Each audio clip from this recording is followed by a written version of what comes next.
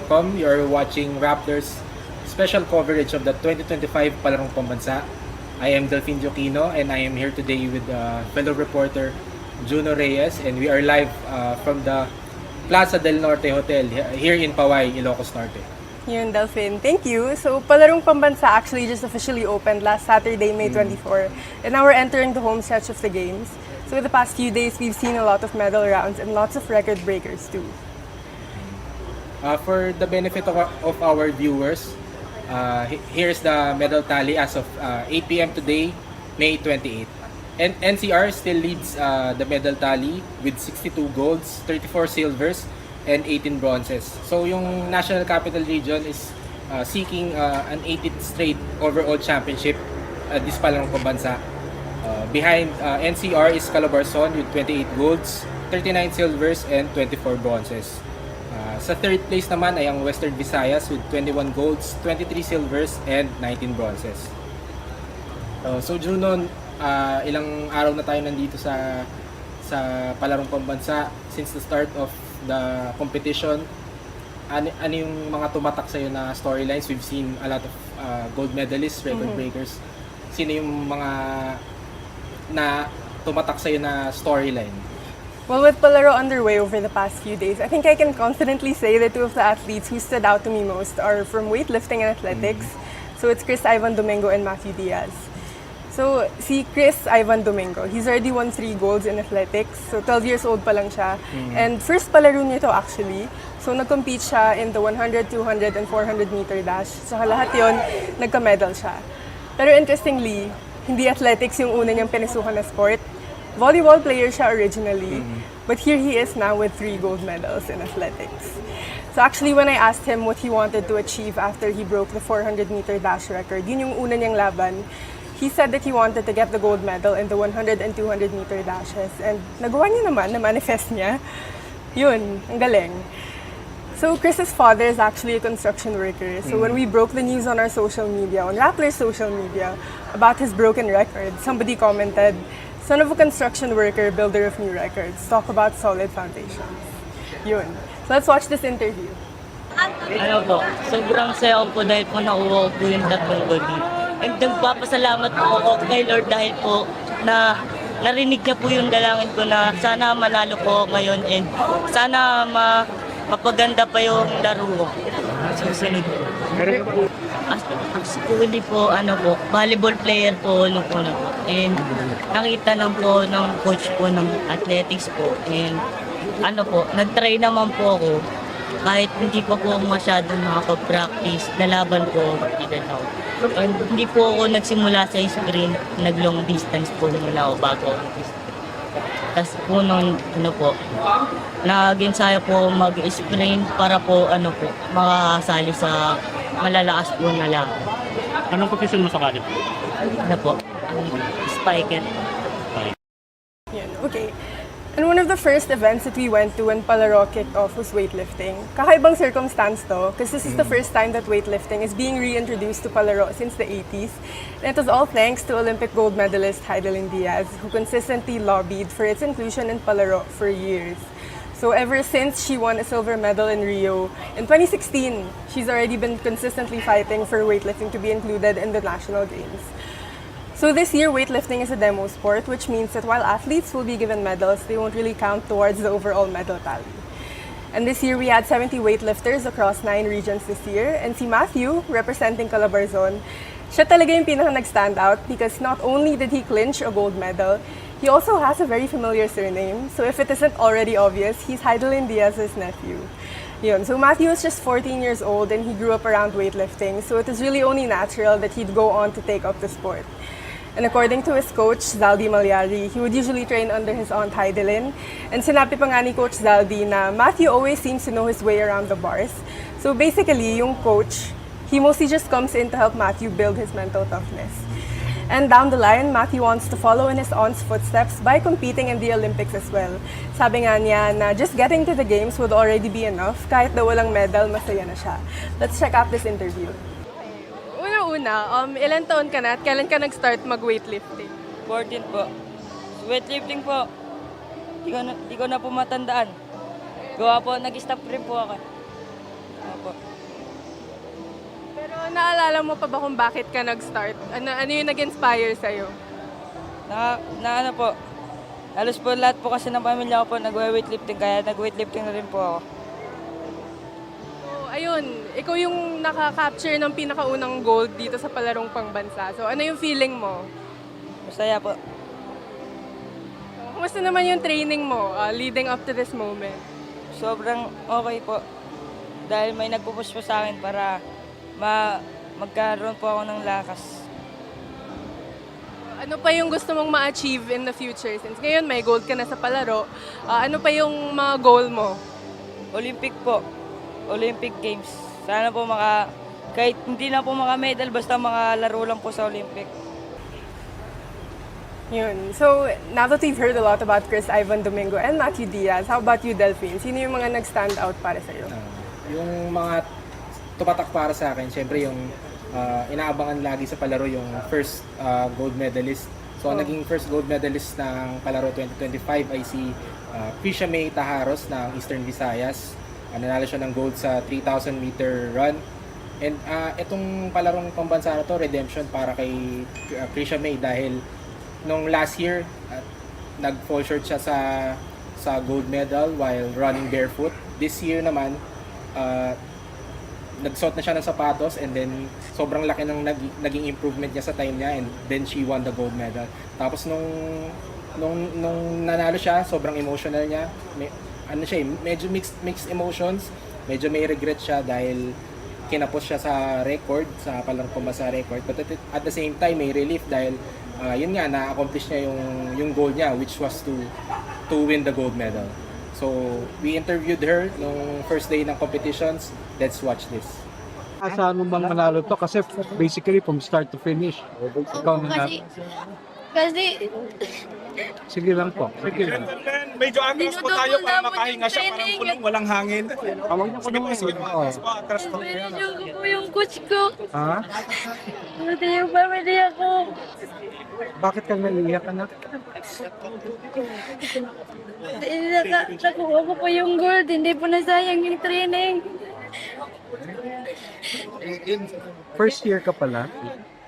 Ilan? Grade 9 na po. Grade 9. Okay. Hindi na sayang yung training. So, first gold, unang gold mo ba to na sumali dito sa Palaro? Yung una po silver sa Cebu. Tapos Sa ngayon, 3,000. So, defending champion pala. Or, Get 3,000, 3,000. second silver. kasi okay. Okay. So, ano masasabi mo ngayon sa pagkapanalo mo? papasalamat po ako kay God po dahil Atras po ng konti. narinig niya po yung mga panalangin ko at mga sacrifice ko na ginagawa sa training. Minsan po kasi kung nag-training po kasi ako, umiiyak po. Tapos yung pag-iyak ko po, ginagawa ko na pong motivation po para po makuha yung gintong medalya sa Palarong Pambansa at pangarap ko po mga-Olympic para po matulungan yung pamilya ko. Isa rin sa personally, mga natuwa ko na nakausap ko is yung 8-year-old gymnast ng NCR na si Arman Hernandez Jr. So, nung competitions niya, almost na-sweep niya yung lahat ng gold medals sa elementary cluster 1 division ng artistic gymnastics. So, he won 5 golds sa individual all-around, team all-around, sa floor exercise, vault, tsaka sa horizontal bar. And then, he also added the bronze in mushroom. Tapos yung nakausap nga natin siya, sinabi niya nga na ang inspirasyon niya para maging gymnast or para i-pursue yung gymnastics ay yung Olympic champion natin na si Carlos Yulo and then yung kapatid nito na si Eldro Yulo. So, we also have an interview of him. Let's watch this. Paano ka ba nag-start sa gymnastics? No, meron pong sasalihan ng sports sa school po, sa labas. Si mama po, kung pinapili niya po ako kung dance sports po or gymnastic. Ang ine-expect nila po, dance sports, pero pinili ko po gymnastics. So, nag-dance sport ka muna? Di, Kasi kapag namili ka lang kung anong sisimulan mo na sport. Apo. Sa sa gymnastics, bakit mo 'to nagustuhan? Nakita ko lang po si Kuya Kaloy, tas Kuya Eldrew po dun sa Facebook po. Tapos naisip mo kaya mo ring gawin. Opo. Anong favorite mo na nakita mo sa kanila na ginagawa nila kaya parang naengganyo ka na mag-gymnastics din? Mga backpack po, mga twist po. Tas sa mga bars po, giants. Anong favorite mo na skill, na apparatus? Ano po, floor. Bakit? Kasi po masaya po mag-tumbling-tumbling po doon. Yun, so aside from Delfin and I, we're also here in Ilocos Norte with Aris Rufo fellow Joe M. Player. So Joe M, kwento mo naman, for you, which race stood out the most? Thank you, Juno. Sa dami-dami na na-interview ko na atleta dito sa Palarong Pambansa. So far, ang tumatak sa akin, isa rito ay sila Michelle Gunato. Siya ay atleta sa Hagonoy National High School galing sa Davao Region. So, gold medalist siya ng secondary girls triple jump event.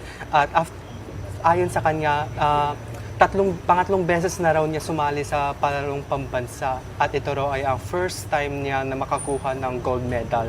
Nung nakausap namin siya, sabi niya na kagaya nung isang atleta ay hindi raw ito ang original na sports niya. Before sinalihan niya ay high jump, and then lumipat siya ng triple jump event noong 2024 kung saan siya ay nag-place na 6th.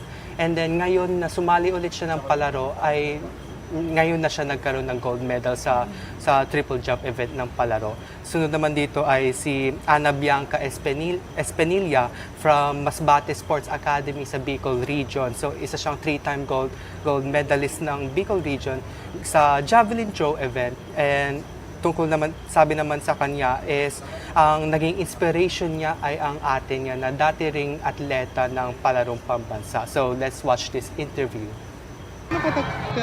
Katagal nag-practice para dito? Almost 3 months din po yung paghahanda namin dito sa Palarong Pambansa. Kamusta naman yung training mo? Paano yung ginawa mo? Nag-training lang din po ng maayos, tsaka nakinig po sa coach. Tapos nakinig po kay nanalig po kay God. So, bakit ka sumali ng palaro? Dahil po nainganyo po ako sa ate ko kasi ganun din yung laro niya po, throws din po. Kaso nga lang, discuss po. Kaya nainganyo din po ako na maglaro ng javelin. Sino yung ate mo? Si Ana Marie po. So, winner din ba siya dati? Hindi po, pero nagpalaro din po siya. So, parang naging inspirasyon mo siya? Okay, so, kamusta naman yung mga parents mo? Ano yung reaction nila na sumasali ka rin sa palaro? Natutuwa po sila, napaproud po sa akin kasi nakakapunta po ako ng ibang lugar tapos nananalo po. So, last na palaro mo na ba ito? Opo, last na. Ano ang plano mo sa future? Magka-college po, tsaka itutuloy yung paglalaro. Habang may pa po. May opportunity po.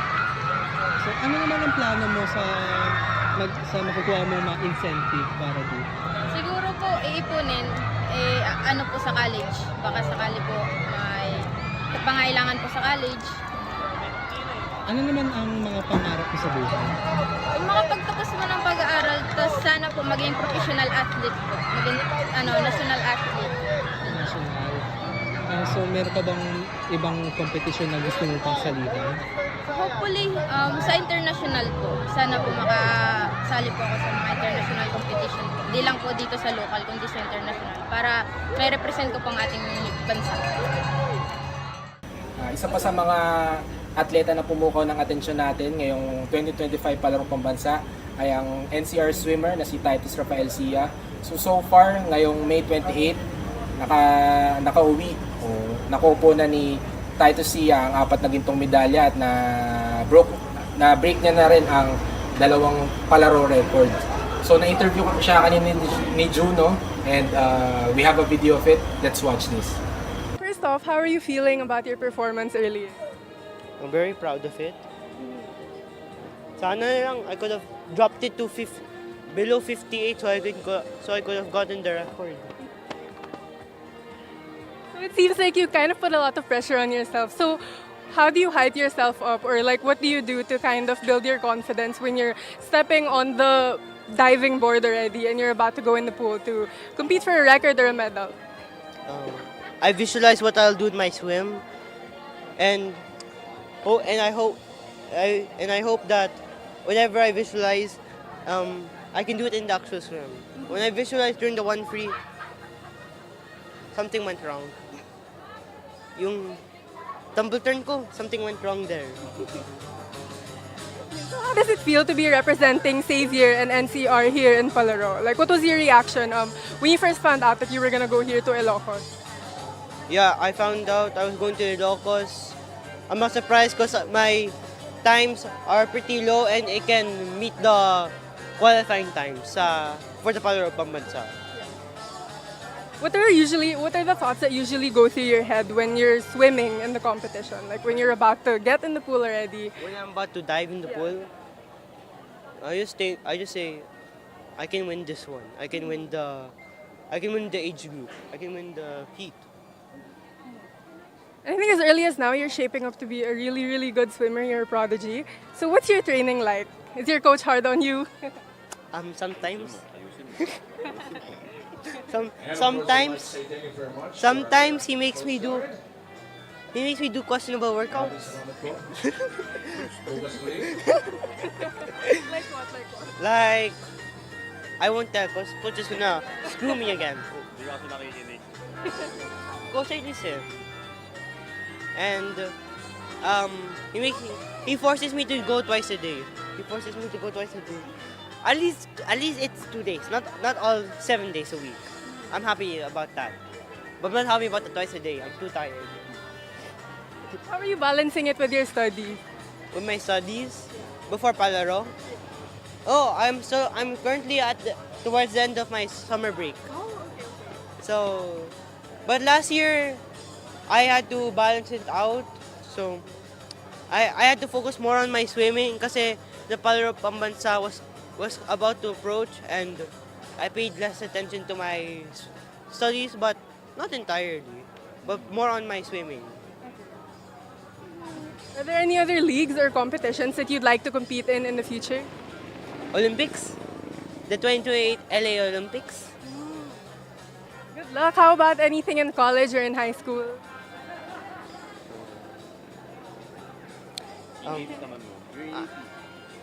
UAAP. Is there any school that you're looking to represent as early as now? Favorite school. Into UAAP? Oh! Ateneo. Oh, okay, that's nice. Because I live near Ateneo, so... Katapunan. No, coach. Do you play any other sports outside of swimming? Before I did swimming, I did basketball, I did football, I did taekwondo. Each for 1 year, and it did not turn out good. I gave up after a year because it was too tiring. Swimming is more tiring, but I find more fun in it. What made you stay for all of these years in swimming, since you said that I think you only played all of those other sports for a short time? Well, kasi yung brother ko, autism, so he's always hyper. And my mom decided to make him do swimming so that after his swimming lessons, he will become more tired. So she also told me to join, and I found fun in it, and I found enjoy. So Titus won a bronze in last year's Palaro, but this year he has 3 golds and he broke 2 records, and of course he's still looking to break even more. What led to this, and what changed in the 1 year that happened? And were there any specific routines that you implemented for him to improve this tremendously? Routine-wise, wala naman kami masyadong binago.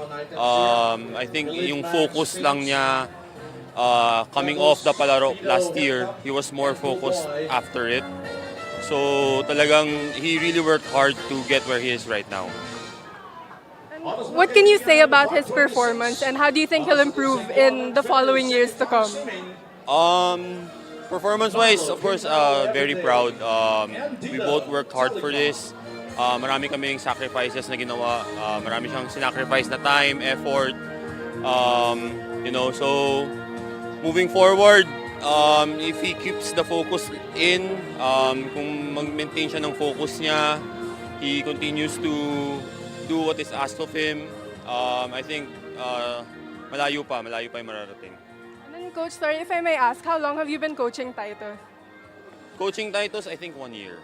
1 year. I started coaching him right before Palaro last year. What are you looking forward to as you train young athletes like Titus? Like, what are your hopes for them? To continue to grow the sport. I think swimming is still very underrated here in the Philippines. I think showing them that we have young and very talented athletes and giving them the proper exposure, I think that really will help boost the sport. Moving forward, I think the younger generation could really learn. What the younger generation could really learn from him is, if as long as you show up, you're mentally and physically present. The coaches really want what's best for you. So as long as you listen to your coach, you do what you're asked to do during training, you show up, you give your 110% every day, I think you can do as well as he does. Yeah, and so now that we've seen and heard Titus and his coach's thoughts on Titus's performances for the past few days, I'm actually super happy to share that here with us tonight are Titus's parents. Hi, Si and Nino. Hello, welcome. Hi. Thank you for coming all the way here and joining us. Yeah, thank you. So, to start things off, when you first had Titus start swimming, was molding him into an athlete something that was part of the plan, or did it just start out as a way for you to keep him active? I think it was just to keep him active and to have a sport so that, hindi siya lagi naka-gadget. So, yeah, it was just a hobby at first. When did you begin to take notice that, parang gumagaling siya, like he has the potential to actually win medal? Oh, alam mo, Pag tayo, nag-vacation kami, usually we go to Fuego, for example, and he would teach us how to swim. Kasi kami, medyo floating lang kami. So siya, tuturuan niya kami mali yung freestyle mo. mali din yung arms namin, ganyan. Oo. Pero nung time na yun, That was during the pandemic actually. Yeah. Kasi may lessons naman siya nung time na yun because Prior to the pandemic. yung first child nga namin is diagnosed with autism. So may coach siya, may personal coach. Then si Titus na doon. Then tuloy-tuloy na. Actually, tinry naman namin marami. Like basketball, football, taekwondo. Dami naman. Sabi ko nga sa wife ko, kay Icy, sabi ko, wala na siguro tong sports yata itong anak natin. So, give up na kami actually in a way. So, ewan ko, because of the pandemic, nagkaroon ng opportunity, then, yun na. Doon na nag-start yung career niya in a way. So, yun, nag-try out kami sa Xavier na swim club. Kasi dapat alam mo yung 4 strokes, which is freestyle, back, butterfly, and breast. Then, nakuha siya as devs. Then, from there, wala na. Slowly, nagiging juniors, slowly, nagiging seniors. Then, we started competing to now. See, now, I think nabanggit kanina ni Titus that he's on the tail end of his summer break right now na Palaro. Yeah. But he also earlier mentioned that he was struggling a bit to balance his academics with his sport. So how did the two of you personally help him balance that? And is it something that's hard, for parents to help their kids with?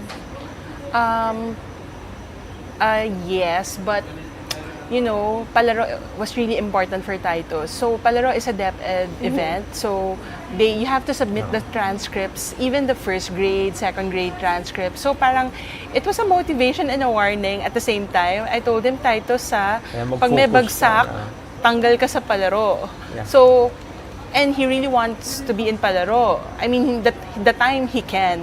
Pero sabi ko, the grades, you have to keep up. Yeah. So, kinaya naman niya. In fact, in last grading, medyo nag-AA, nag-BB nga siya. Sabi ko, kaya mo naman pala.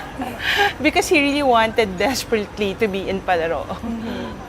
Because he wants gusto niya yung competition. Kasi. Yeah. So, kaya siguro nag-persige rin siya mag-aral mabuti. Yeah. Namabalance naman niya eventually yung pagiging student-athlete niya. Proud naman kami dun sa nagawa niya.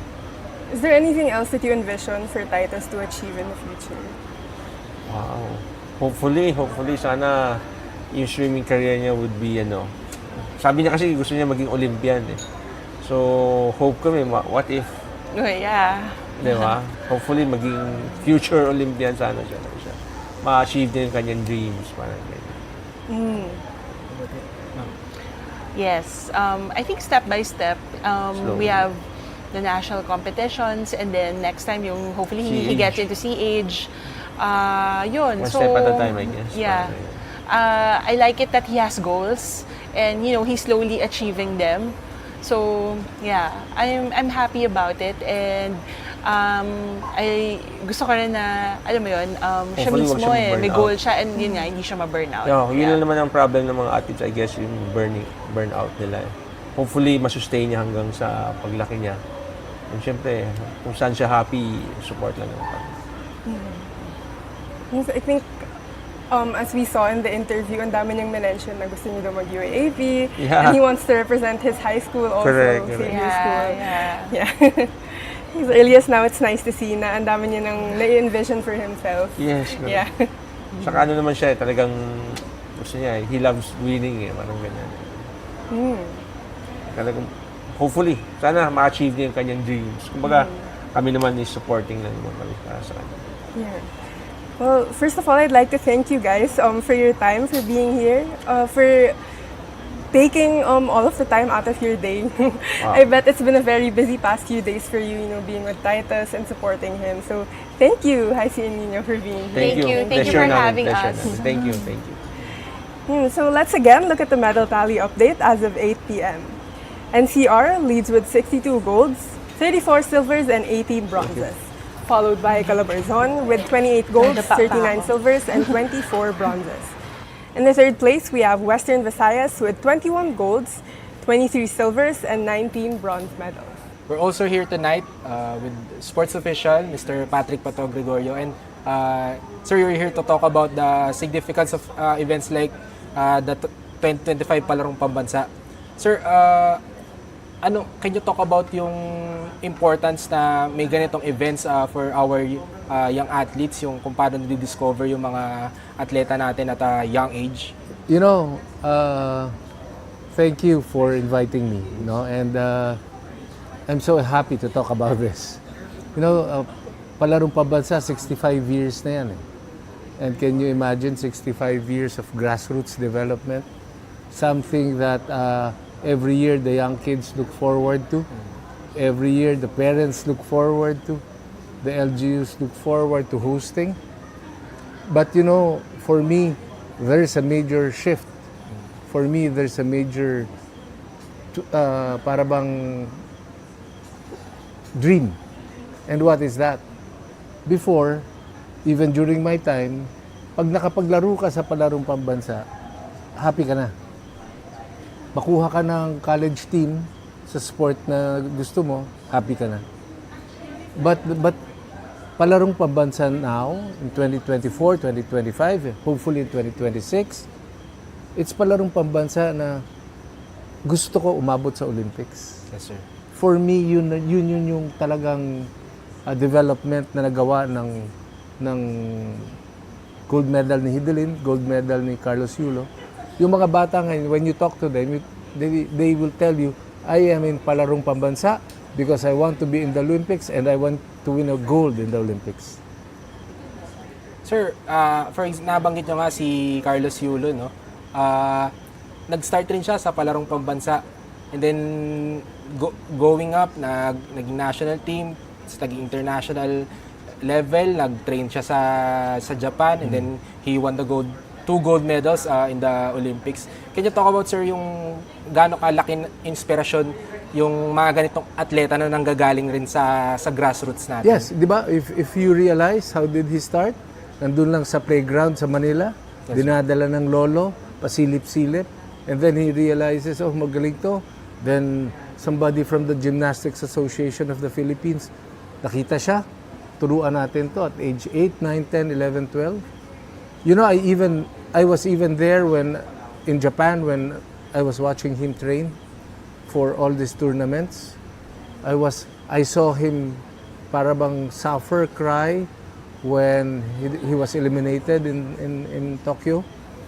I have a photo of Carlos Yulo holding on to the gold medal of Hidelin. And sinasabi niya, Ate Hidelin, mananalo ko niyan sa Paris. Yun yung that is how Palaro Pambansa starts. That is how our dreams start. Yung bang feeling mo, I have to be in Palarong Pambansa so that pag nanalo ako dyan, makuha ako sa national team. Pag nakuha ako sa national team, dalhin ako sa SEA Games, Asian Games, Olympics, and then mananalo ako ng medalya sa Olympics. That is the beauty of this Palarong Pambansa, and it's good to see na people realize it now. The parents realize it, the athletes realize it. Ang gandang dream and aspiration. Sir, can you talk about yung efforts ng mga national sports associations with regards dun sa grassroots level na development of athletes? You know, for us, especially when I was Sec-Gen of basketball, Sec-Gen of boxing, now president of rowing, it's really grassroots. And how do you define grassroots development? Yun talagang bata pa, kinukuha mo na. You know, I'll tell you a secret, Delfin. Nasty Pitesio, Yumir Marcial, Carlo Paalam, lahat yan sila. Nakuha namin yan. Age 14, age 15. Ganun lang sila kabata nung kinuha natin sila. Si rower ko na si Joanny, grassroots lang yan nung kinuha yan. Yung mga basketball players ng college na magagaling ngayon, Palarong Pambansa yan. Yes, sir. Yun yung, so if you ask me, but what is the difference? The difference is, athletes now, ang ambisyon nila, Palarong Pambansa, dyan ako magsisimula. Kasi pupunta ako sa Olympics.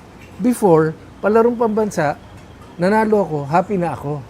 Yun ang pagkakaiba, at least during my time. Sir, thank you for being with us today. It's an honor.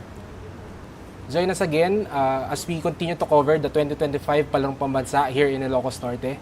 For the rest of our special coverage of the 2025 Palarong Pambansa, follow our social media accounts and download the Rappler Communities app. Once again, I'm Delfin Dioquino with my fellow reporter Juno Reyes. Thank you for watching.